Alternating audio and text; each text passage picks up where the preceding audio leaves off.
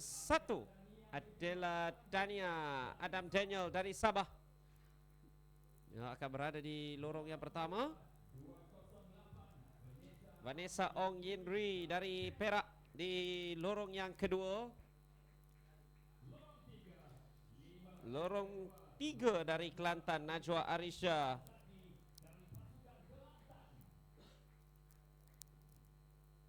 Dan di sebelahnya adalah rakan senegeri Fatin Ashira. Dan di lorong yang kelima, Roshini Karnavel mewakili Perak.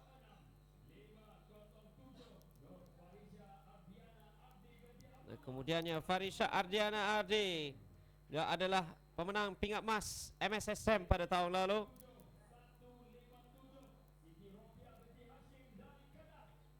Siti Rokia Hashim 69.80 saat sebelum ini di separuh akhir.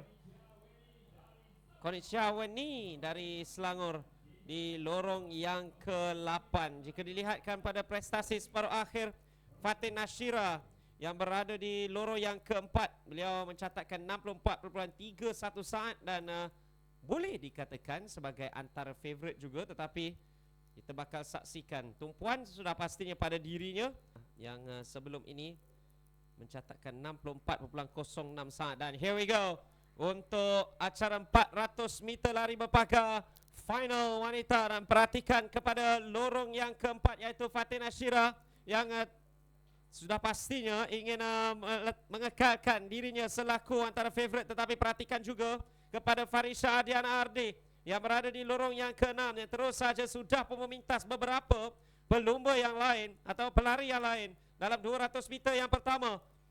Dan beliau juga mengejar tempat untuk berada di Eugene pada ujung tahun ini untuk kejuaraan bawah 20 dunia dengan cut off time yang perlu untuk dilakukan oleh dirinya selama seminit lebih. Dan perhatikan kepada tetapi jauh di hadapan ialah Fatin Ashira. Fatin Ashira yang cuba untuk mendapatkan pingat emas, nampak seolah-olah merupakan satu favourite utama dengan Farisha Ardiana berada di belakangnya. Nah, itu sudah pastinya akan menentukan pingat emas untuk Fatin Ashira.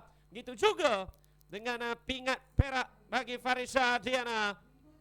Nah, Fatin Ashira dengan pingat emas, pingat gangsa.